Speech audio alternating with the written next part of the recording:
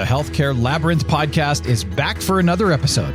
Join Marc S. Ryan, a veteran health plan and health technology executive, as he explores the world of healthcare. Welcome, everyone, to this edition of the Healthcare Labyrinth Podcast, where we navigate the maze of healthcare policy and economics each week. My name is Marc Ryan, and thanks to everyone for listening in. This week's episode is titled, Will Medicare Docs Ever Get a Break? My main point in this podcast, there is little doubt that the time has come for a real fix for Medicare physician fees. The big stall is hurting healthcare.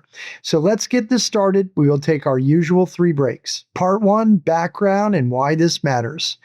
Poor Medicare docs. For decades, they have been riding what can only be described as a reimbursement roller coaster. They are the forgotten children of Medicare fee-for-service. While hospitals, health systems, and other provider groups have consistently captured the attention and the dollars, physicians have repeatedly been asked to do more with less. And the consequences are enormous. Independent physician practices have disappeared. Primary care has steadily eroded. Physician burnout has exploded. Hospitals have bought up thousands of practices. Healthcare costs have actually increased because doctors increasingly practice under expensive hospital ownership rather than in independent community settings. Ironically, a payment system originally designed to control Medicare spending may actually be costing taxpayers more today. In today's episode, we'll examine how Medicare physician payments became broken, why Congress keeps applying temporary bandages instead of permanent solutions, what happened in the latest payment rules, and whether Washington may finally be ready to fix one of healthcare's longest-running policy failures. Let's begin with how we got here. The Medicare physician fee schedule dates back to the Omnibus Budget Reconciliation Act of 1989 and officially began in 1992. The formula itself sounds simple enough. Every physician service receives a relative value unit, or RVU. Those RVUs are adjusted geographically and then multiplied by a national conversion factor that determines the actual payment.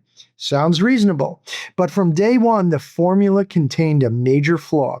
It heavily rewarded procedures and surgeries while undervaluing evaluation and management services, the office visits that define primary care. Specialists certainly bill office visits too, but family physicians, internists, pediatricians, and geriatricians depend almost entirely on those E&M codes. So the system created a built-in financial imbalance. America has spent more than 3 decades paying specialists relatively well, while systematically underinvesting in primary care. Then things became even worse. In 1997, Congress enacted the Sustainable Growth Rate, or SGR. The idea sounded fiscally responsible. Limit physician spending to a target. If spending exceeded that target, physician payments would automatically be cut. Simple, except it wasn't. The formula was deeply flawed. Healthcare costs kept rising, Medicare enrollment kept growing, medical advances increased utilization, and year after year, the SGR called for massive physician payment reductions, sometimes exceeding 20%. Congress panicked. Instead of fixing the formula permanently, lawmakers repeatedly passed temporary patches. These became known as the famous doc fixes. More than 20 times Congress stepped in at the last minute to prevent catastrophic physician payment cuts. Doctors never knew whether they would receive adequate reimbursement.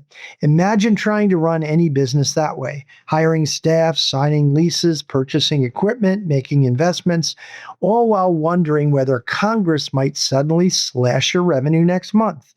That uncertainty lasted for nearly 2 decades. Finally, in 2015, Congress repealed the Sustainable Growth Rate through MACRA, the Medicare Access and CHIP Reauthorization Act. It was supposed to usher in a new era. Instead, it simply replaced one complicated payment system with another. With that, we will take our first break, and when we come back, we will discuss how Medicare physician reimbursement is still broken today, even after the repeal of the Sustainable Growth Rate. Be right back. Health plans and insurance are confusing. Our healthcare system is in dire need of reform. Health policy expert Marc Ryan tackles both issues in his book, The Healthcare Labyrinth. It is both a guide to navigating health plans and fixing American health insurance. Marc dives deep into how health plans and the American health insurance system operate. He then outlines a comprehensive reform agenda for the system as a whole, including pricing, emphasizing health and care management, and ensuring affordable access to health coverage in a private delivery model. Marc is a bit of an unconventional Republican in that he believes affordable access is the morally right thing to do, and that it is also fiscally prudent for our nation. Learn more about Marc's book, The Healthcare Labyrinth, at healthcarelabyrinth.com or search at leading bookseller websites. Available in print, ebook, and audiobook forms. Welcome back to this edition of the Healthcare Labyrinth Podcast. My name is Marc Ryan, and we hope you're enjoying this episode. We're covering why Medicare physician reimbursement remains fundamentally broken despite years of reforms. So part 2, MACRA, budget neutrality, inflation, practice consolidation. Repealing the sustainable growth rate was certainly necessary, but it never addressed the underlying payment problem. MACRA introduced value-based reimbursement. Physicians suddenly had to participate in programs like the Merit-Based Incentive Payment System, or MIPS, alternative payment models, accountable care organizations, quality reporting, performance scoring, cost reimbursements, risk adjustment, electronic reporting, and administrative requirements multiplied. For many physicians, particularly independent practices, the cost of participating became enormous. Worse, MIPS is budget neutral. That means every winner requires a loser. Some physicians receive bonuses, others receive penalties. The overall funding never increases. It's essentially physicians competing against each other for the same dollars. Then there is another structural problem, budget neutrality. Federal law requires that increases in payments for one group of physician services generally be offset by reductions somewhere else. Suppose policymakers decide primary care deserves higher reimbursement. Excellent idea, except someone else's payments have to fall. Primary care physicians and specialists become competitors, not partners. That creates political warfare within organized medicine. Everyone is fighting over slices of an increasingly inadequate pie. Meanwhile, healthcare inflation keeps climbing, staff salaries rise, office rent rises, malpractice insurance rises, technology costs rise, and medical supplies become more expensive. Yet physician reimbursement has failed to keep pace. Many analyses estimate Medicare physician payments have declined roughly 1/3 after adjusting for inflation since 2001. Think about that. If every other business experienced a 33% real revenue decline over 2 decades, many would simply disappear, and many physician practices did. Now, physicians have not abandoned Medicare in massive numbers. Only about 1% formally opted out of Medicare entirely. But something much more consequential happened. Independent physicians abandoned independence. Thousands sold their practices, hospitals purchased them, large health systems purchased them, insurance companies purchased them, private equity firms even purchased them. Many physicians became employees instead of entrepreneurs. Why? Medicare reimbursement was only one reason. Administrative complexity, burnout, electronic records, regulatory burden, they all played important roles. But unstable physician reimbursement absolutely accelerated consolidation. Here's the irony lawmakers often overlook. Hospital-owned physician practices cost more. The same office visit frequently costs Medicare substantially more when delivered under hospital ownership than when provided by an independent physician. Hospitals often move services into hospital outpatient departments, generating higher reimbursement. So by underpaying independent physicians, Congress may actually have encouraged a healthcare delivery system that costs Medicare considerably more. That's one of the great unintended consequences of decades of poor physician payment policy. With that, we will take our second break, and when we come back, we will discuss the newest payment cuts, the 2027 proposed rule, and why doctors are once again facing reimbursement uncertainty. Be right back. Lilac Software is proud to work with the Healthcare Labyrinth website to educate people on the healthcare system. At Lilac, we believe transparency is so important in healthcare. The healthcare system is opaque, and Lilac is trying to bring clarity to data and unleash the best member care, reduce costs, and improve outcomes. Our cloud-native payer platform revolutionizes data insights and analytics. Plans have all the data they need, but in silos locked away in point solutions. At Lilac, we solve the data fragmentation problem and help plans turn complex data into actionable insights, leading to greater operating leverage, tight cost controls, and healthier members. Health plans can improve STAR scores, reduce medical expense, drive revenue, and more. Quite simply, with Lilac, you can drive better business and health outcomes. Learn more at lilacsoftware.com. Welcome back to this edition of the Healthcare Labyrinth Podcast. My name is Marc Ryan, and we hope you are enjoying this episode. We're covering the latest Medicare physician payment developments and what lies ahead. So Part 3, 25, 26, and the 2027 proposed rule. Recent years have been more of the same. For calendar year 24, physicians experienced approximately a 1.7% payment reduction. Then came another cut of roughly 2.89% for 2025. Congress again debated temporary relief. Doctors once again waited, wondering what would happen.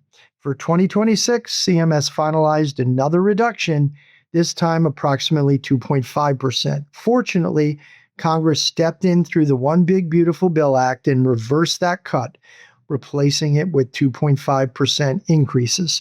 Good news? Certainly. Permanent solution? Not even close, because now we are discussing the proposed 2027 rule. Unless Congress intervenes again, physicians participating outside alternative payment models would experience another conversion factor reduction of roughly 1.68% when accounting for the fact that the 2.5% increase that was one time goes away.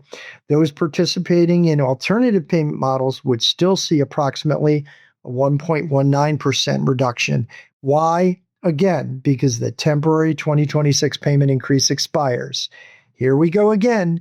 The roller coaster continues. Temporary relief, expiration, another cut. Congressional negotiations, another temporary patch. This is no way to finance healthcare.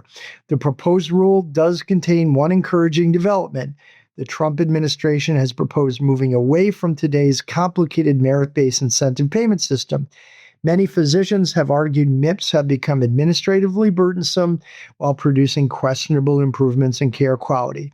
Replacing it with more meaningful value-based pathways could simplify physician participation while encouraging better outcomes. That deserves serious consideration, but payment adequacy remains the central issue. Without stable reimbursement, administrative simplification alone won't preserve independent medical practices that remain. With that, we will take our last break, and when we come back, we will discuss perhaps the best opportunity in years to permanently reform Medicare physician payments and why Congress should seize it now. Be right back. The Healthcare Labyrinth is no ordinary website. It features news and commentary from one of the nation's leading healthcare policy and technology experts. Marc Ryan combs the internet for the latest healthcare news and publishes a news feed each weekday with summations and Marc's insights. Twice a week, Marc publishes a blog to go deep into a current issue. And of course, Marc hosts a podcast each week to delve even further. All of this is available at healthcarelabyrinth.com. Visit each day for the latest happenings in healthcare. As well, learn more about Marc's book, The Healthcare Labyrinth, at the website. That's healthcarelabyrinth.com, your go-to source for healthcare news. Welcome back to this edition of the Healthcare Labyrinth Podcast. My name is Marc Ryan, and we hope you are enjoying this episode. We are covering what Congress should do next to finally fix Medicare physician reimbursement. So Part 4, the solutions. There is finally some reason for optimism. A bipartisan proposal now being discussed would fundamentally improve physician reimbursement. First, Annual physician payment updates would finally reflect inflation. The proposal ties payment updates to the Medicare Economic Index, minus 1 percentage point.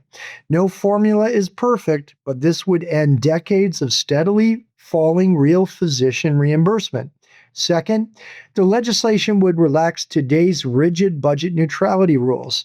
That would allow policymakers to improve primary care reimbursement without automatically forcing equivalent reductions elsewhere. Third, the proposal strengthens primary care. It includes innovative hybrid payment models combining traditional fee-for-service reimbursement with per-member per-month care management payments. That gives physicians greater financial stability while rewarding proactive patient management. And fourth, the legislation supports continued movement toward value-based care while modernizing MIPS and reducing administrative burden. None of this will be easy. It will cost money. The base proposal would not make up for the real one-third losses that Medicare docs have seen. That would cost several $100 billion over 10 years. But even the so-called Medicare Economic Index minus 1 percentage point would cost $40 billion to $70 billion over 10 years. Lawmakers have balked at such big price tags in the past. Congress will have to make difficult budget decisions, but lawmakers should also recognize the cost of doing nothing. America already faces a growing physician shortage. Primary care shortages are worsening. Medical students increasingly avoid primary care because reimbursement simply isn't competitive. Studies consistently show other developed nations invest far more than twice what the United States spends on primary care. And that investment often produces lower healthcare costs overall. Better preventative care, improved chronic disease management, and better patient outcomes. Primary care is not an expense. It is one of the best investments healthcare can make. For decades, Congress has relied upon temporary patches, political theater, last-minute negotiations, continuing uncertainty. Physicians deserve better. Patients deserve better. The healthcare system deserves better. The question is no longer whether Medicare physician reimbursement is broken. Everyone knows it is. The real question is whether Congress finally has the courage to fix it permanently. Because the longer Washington waits, the more expensive and more damaging the consequences become. That's it for today's episode of the Healthcare Labyrinth Podcast. Thanks for listening. If you enjoyed this episode, be sure to subscribe and share it with colleagues interested in healthcare policy. Until next time, stay curious, stay skeptical, and keep navigating the healthcare labyrinth with me. We will find our way out together. Again, I am Marc Ryan. This is the Healthcare Labyrinth Podcast. See you next week. Take care. Thanks for joining Marc and the Healthcare Labyrinth Podcast. Go to healthcarelabyrinth.com each day for the latest healthcare news. See you next week on the next Healthcare Labyrinth Podcast.